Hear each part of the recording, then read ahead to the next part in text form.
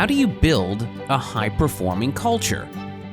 This is Culture Architects, candid conversations with extraordinary leaders sharing their biggest successes, failures, and lessons learned on their culture journeys. Here's David J. Friedman. So today is a very special day, and we have a truly legendary guest with us. But before we start, I want to share a brief story with our listeners because it gives context to why our guest, Horst Schulze, is so important to this conversation. Many people know that we teach a fundamental system, and the origin to all of this is that some almost 20 years ago, it was actually 2003, I was running another company. It was an employee benefits consulting company. It was very successful, and we were known for extraordinary service. And yet, I wanted to find ways that we could elevate our game and be even better than we were. And so what I did is I closed our office one day and I took my entire staff of 100 or so people on buses from southern New Jersey, where I live, over to Center City, Philadelphia. And I took everybody to the Ritz Carlton because everybody knows that nobody does service like Ritz Carlton. And at the time that I did this, some almost 20 years ago, I didn't know much about how Ritz Carlton did it. I just knew they were amazing. And I asked them if maybe during lunch, they could have someone share with us some of the behind the scenes practices that enabled them to be so successful. And they, of course, were happy to do so. And they had someone from their HR department share with us two things that I would not be exaggerating if I were to say to you that the two things that I learned that day were to change the course of the rest of my career. I learned about something, and you'll learn about it today, that Ritz Carlton calls their basics, a series of service standards or behaviors that they teach, and something that they call the daily lineup, a way of practicing these day after day after day in every property around the world. And when I learned about these things that day, I think it was 2003, it struck a chord in me, and I thought, this is brilliant. We've got to be able to do something like this in my company. And I created what I called our fundamentals, and a weekly cycle that we began to practice them. And that's the system that I've written books about and that I've taught to thousands and thousands of leaders since then. But none of that would have ever happened had it not been for my experience learning this from the Ritz Carlton. Well, our guest today is Horst Schulze. Horst is truly a legend and a leader in the hotel world. And Horst was the founder, one of the founders, and the original CEO of Ritz Carlton. And Horst was the creator of their basics and their daily lineup and the service standards and all the things they've done that make them such an outstanding and amazing organization. During his tenure, Horst was the president, and he was responsible for $2 billion of operations worldwide. Under his leadership, they were the first two-time winners of the National Malcolm Baldrige Quality Award. He's been recognized as the Hotelier of the Year. He's been given an honorary Doctor of Business Administration and Hospitality Management. He's been honored as the Leader in Luxury by Travel Agent Magazine. I mean, there is nobody who knows more about service than Horst Schulze. So we are truly honored to have Horst as our guest today. Horst, thank you so much for joining me today. Happy to be with you. Thank you. That was a great introduction. I want you to do that all the time now. I'll take you. You can take me wherever you go. But truly, I'm not exaggerating when I say the things that I learned led to everything that I teach people today. Let's go back to a little bit of history here. So I know from your background, but our audience probably doesn't know, that you're one of these weird people that from an early age, you decided, I want to be in the hospitality business. So how did that, who decides at a young age you want to be in the hospitality business? Tell us about that story. I wonder who does. Well, it's kind of really strange. For some reason, and I don't know why, and my parents didn't know why, I went to them when I was 11 years old, and they said, I want to work in the hotel business. And they said, yeah, okay. And because didn't take that serious, but I kept on talking about it, insisting on it, begging about it. Now, mind you, that was very unusual. Particularly, I grew up in a small village in Germany. I had never been in a hotel. I had never been in a restaurant before. That was after war years.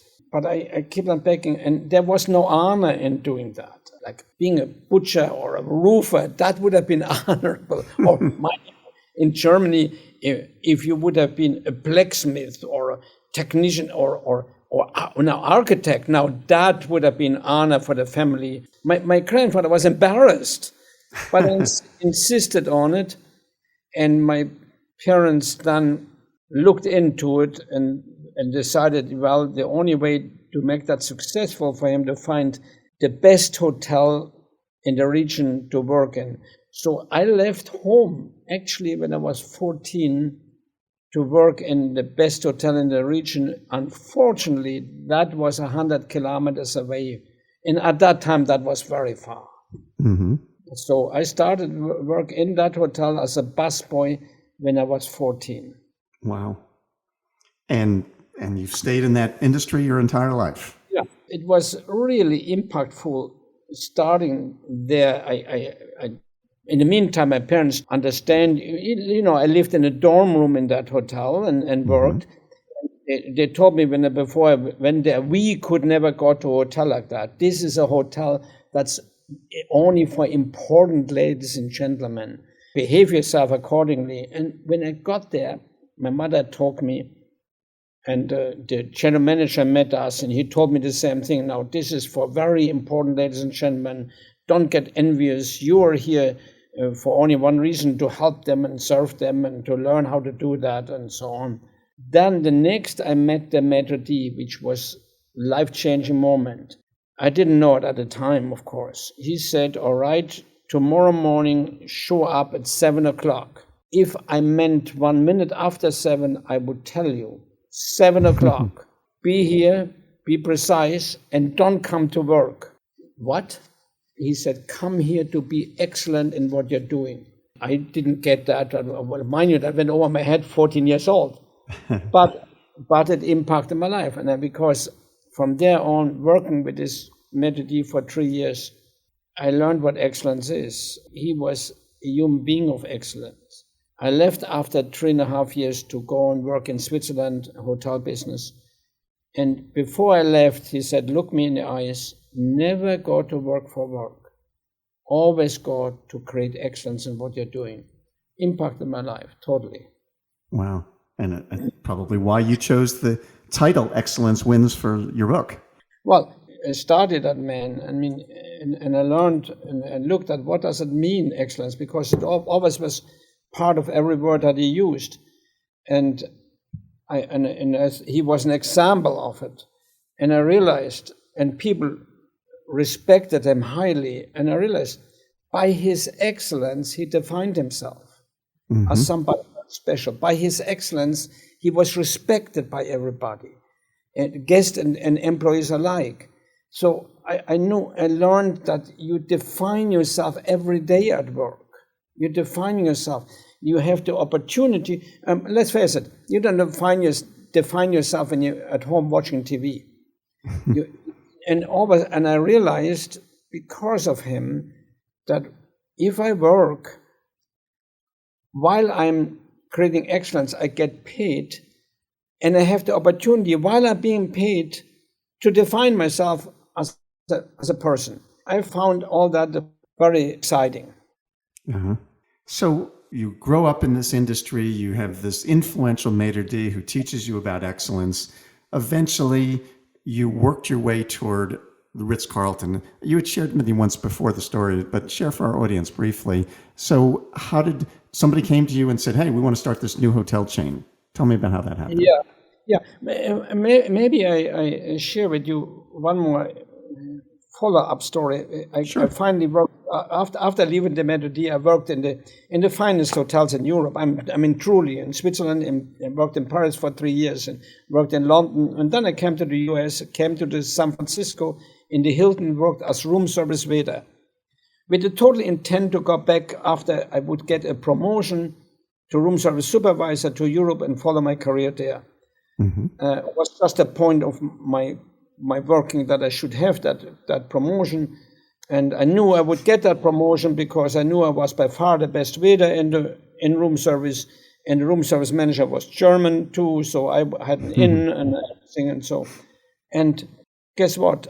Sure enough, a room service supervisor left a few months later, and I didn't get the job. Well, the first reaction was pain, embarrassment, ego, and management is stupid not to give me that job, kind of. But it took me a few months to admit the other guy deserved it more. You see, I was young. I partied a lot in the evening.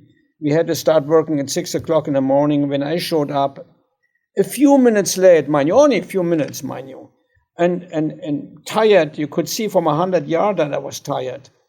And when the manager asked, "Would you do this side work over here, like folding napkins?" I said, "Why me? Why not the other guys?" The guy that got a promotion never showed up late. He smiled when he walked in. He said, "I'm happy to do this side work." And when I come to this acceptance, I went back to my little furnished room in the Tenderloin district in San Francisco. Yes. And I talked to the maitre d'. He wasn't there, mind you. He had passed away, and he didn't show up as a ghost either. But I talked to him, and I apologized, and I realized I went to work to work. And I instead of for excellence. I promised you never to do that, and I will never do it again. Wow. And from there on, my career took off like a rocket ship. And from there on, became hired as a corporate vice president. I was regional vice president, became corporate vice president for all food and beverage operations in the United States operations.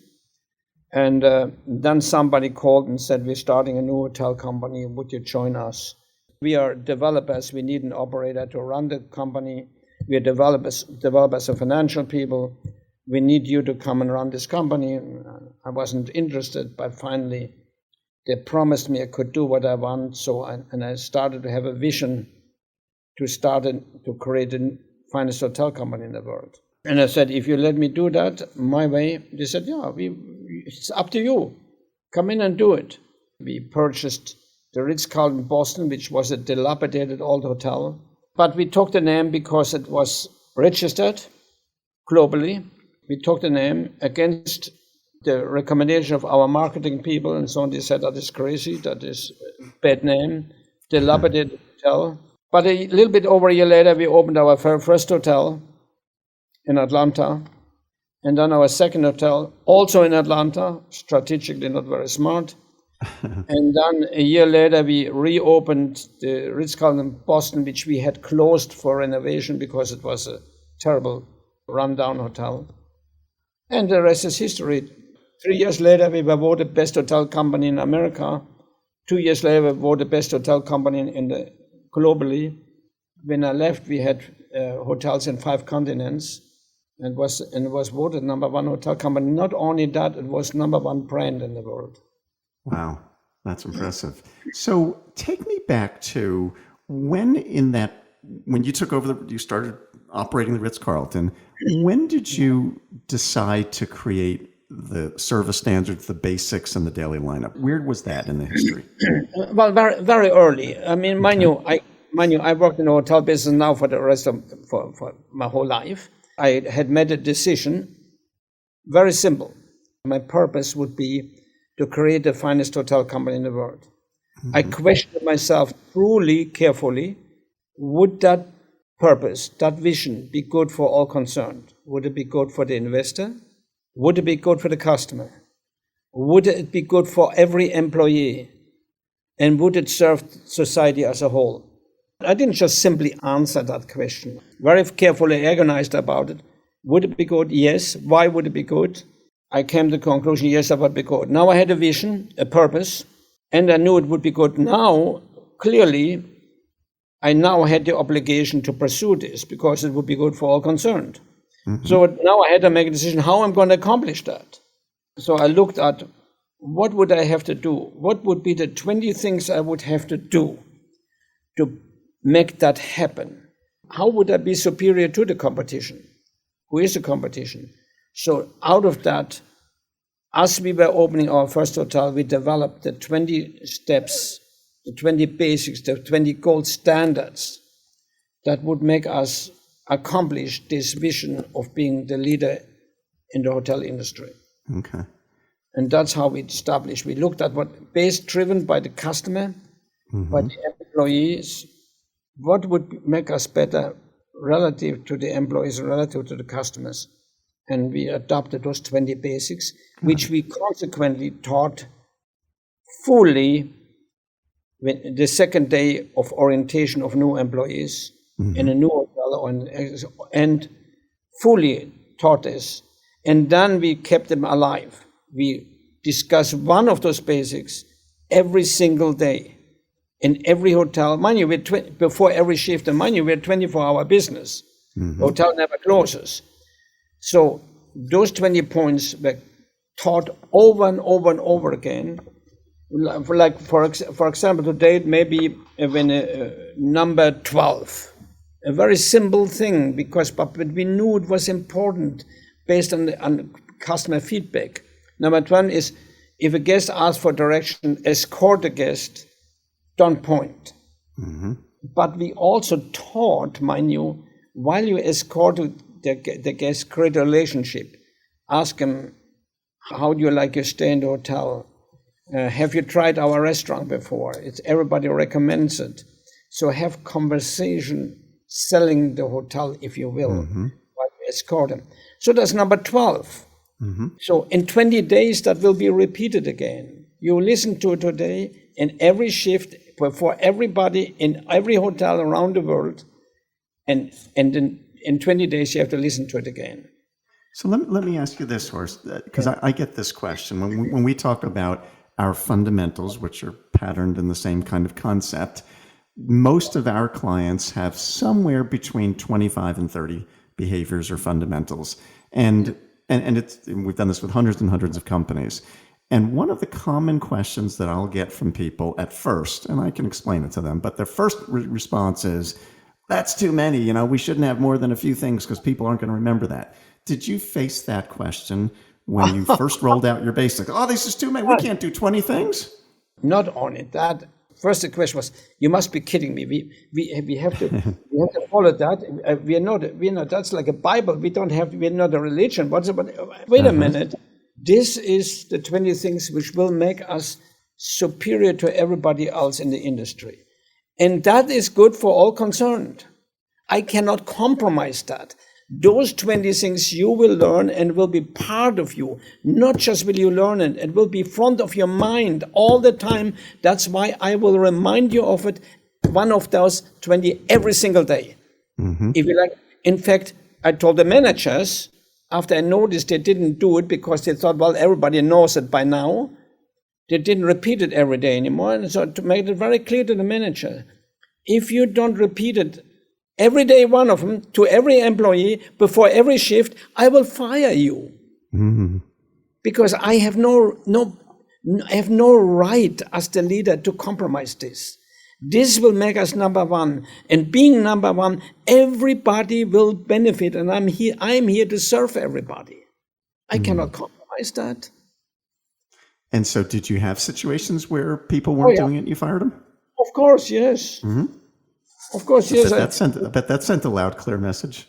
Well, as I made it very clear, if we don't live by those rules, if in any location we're not voted number one, that's what we have to be. In order to be the best in the world, in every location you have to be number one. I will move into the hotel, and we measure that constantly. If you're not number one for 3 months in a row, I will move in the hotel and correct it. And I did that too. Yes. Wow. As the leader, you have to accept your responsibility. My total responsibility was to every employee, not to one individual, to everybody, and to every investor, and to society, and to every guest. So I have no right to compromise this. That's pretty powerful. So when you started this, and again, to your point, people thought, oh, we can't do it all. This is religious. This is like the Bible. And this is, you're telling me to do these things.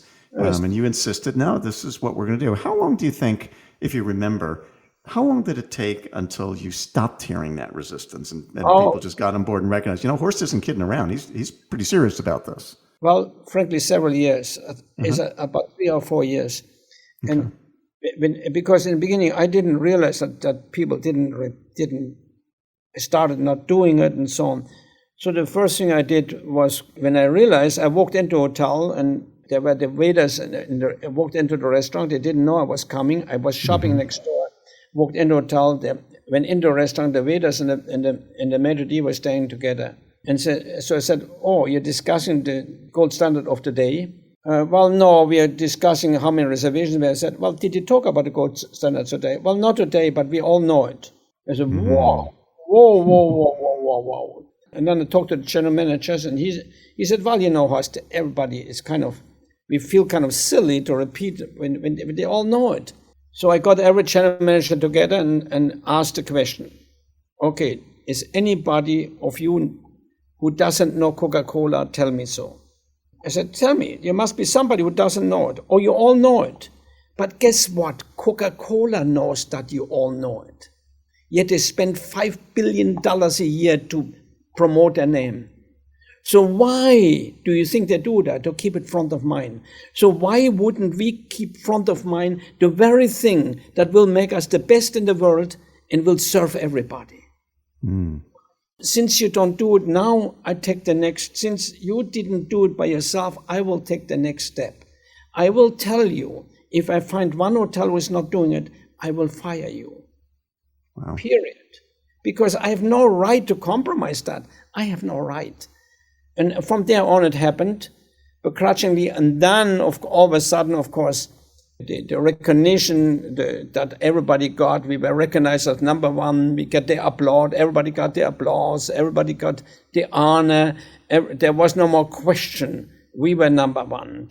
That people wanted to work for us. So while the industry couldn't find any people to work, we had people staying in line to work for us. So the results were there, and of course then you had buy-in, and then you had all of a sudden the people who in the beginning were embarrassed and hated it, they were all of a sudden the developer of the idea. Wow. That always happens. There's still people outside telling the story how they did it. They were the very ones who hated it. That's funny. This is an interesting sort of perspective. So I know that somewhere along the line at Ritz Carlton, not only did you do all these things, but you also taught or created a unit or a division or some segment of the company that also taught other businesses how to do these kinds of things. And in fact, I actually went to those. So here's my first question for you about that. So some would say that seems kind of crazy. I mean, I could be the Hyatt Regency, and I could go to Ritz Carlton's headquarters, and they will teach me how to do their things. They must be crazy. So why did you do that? Well, let me tell you the truth about it. We applied for the Baldrige Award because I wanted to look. After we were voted number one in America, we had only 5 or 6 hotels. I realized we are voted number one, but we had a lot of guest comments, negative guest comments still. We had a lot of guys that didn't think we were that great.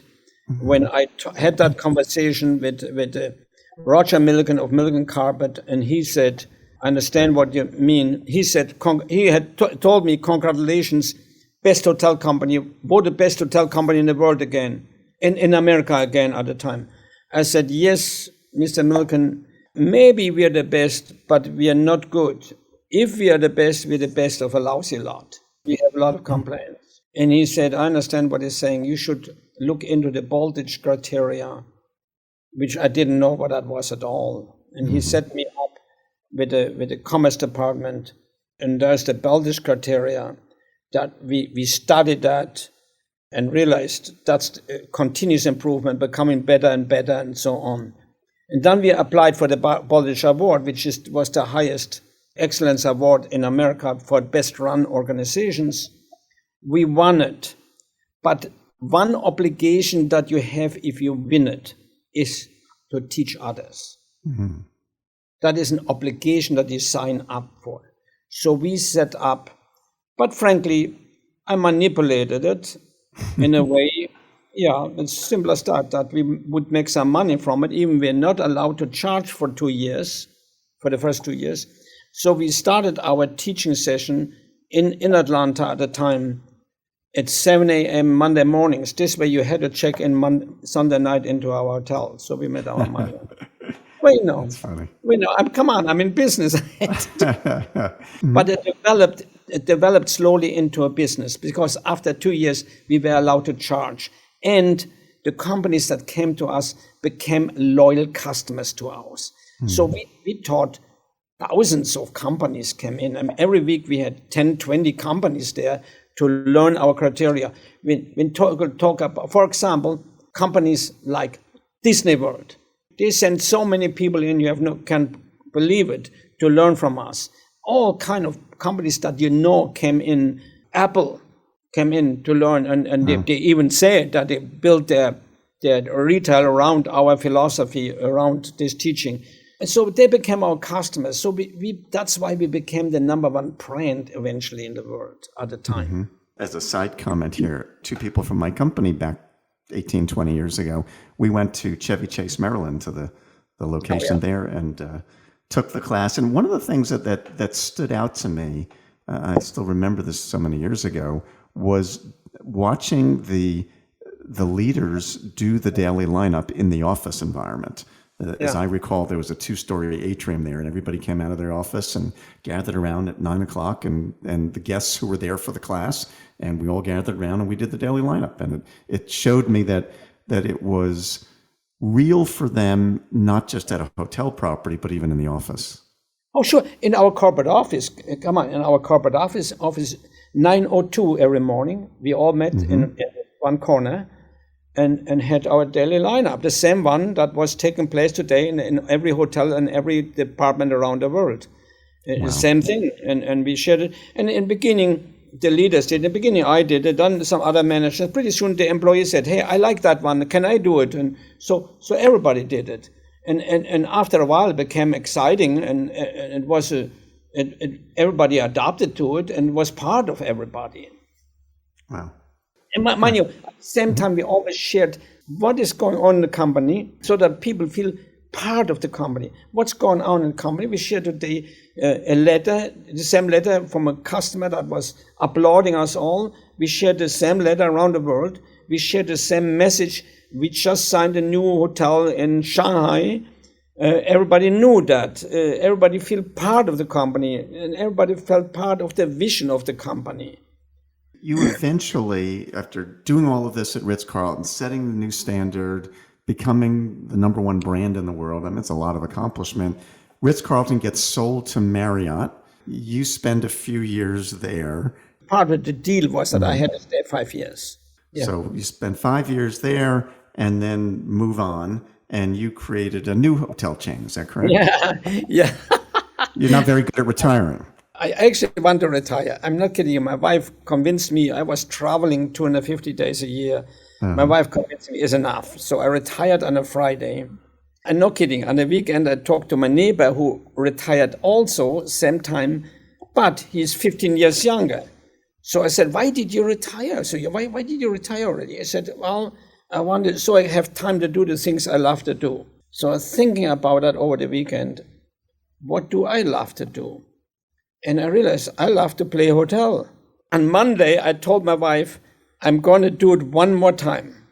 I'm going to create another hotel company. And she was upset for a moment, and your mind, and a few days later, I mean, I have a wonderful wife. I'm in love with her after 43 years. But she came to me a few days later and said, hey, that's who you are. And if you want to do that, I will support you. So on Monday, I went out already looking for an office, got an office, and looked to start a new hotel company, which is Capella, which, by the way, was a few months ago was voted best hotel company in the world. There you are. Ritz Carlton was best hotel company nearly all the year, number one, number two, nearly all the years that I was running it. And now it is Capella, which I, by the way, sold 2 years ago, but it is still the philosophy, and it's number one in the world now. When you created Capella, did you create a similar set of service standards in a daily lineup? Yeah, but slightly different. Very careful, get around this new market I want to serve. What I want to do, create an ultra luxury hotel company. Not luxury, ultra luxury. There were hotels like that, like the Plaza Athénée in Paris, or the Claridge's in London, and the Beau-Rivage Palace in Lausanne, or so on. There were single hotels. I want to do what they do as single hotels, smaller, no conventions, individual traveler, high end. I want to create that as a company. And I started that. In the meantime, other companies that didn't exist.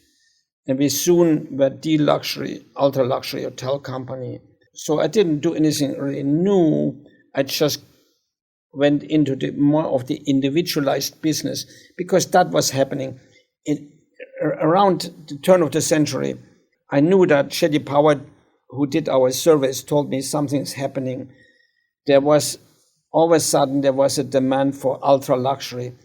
For example, if you would have asked 20 years ago, what's the real luxury car? 99% of people would have said nearly Mercedes.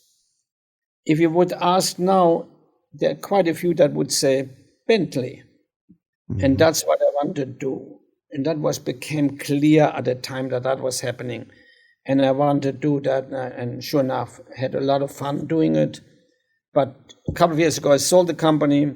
That's why now when I do that, I did that before already, I consult and work and make speeches relative to how to create that luxury in an organization, any organization. Excellent. Well, that's something I want to dig into next, but we have to stop right here. Coming up in the second part of my conversation with Horst Schulze, who was one of the founding members of the Ritz Carlton Hotel Company, Horst talks about what he's learned that every CEO should be responsible for.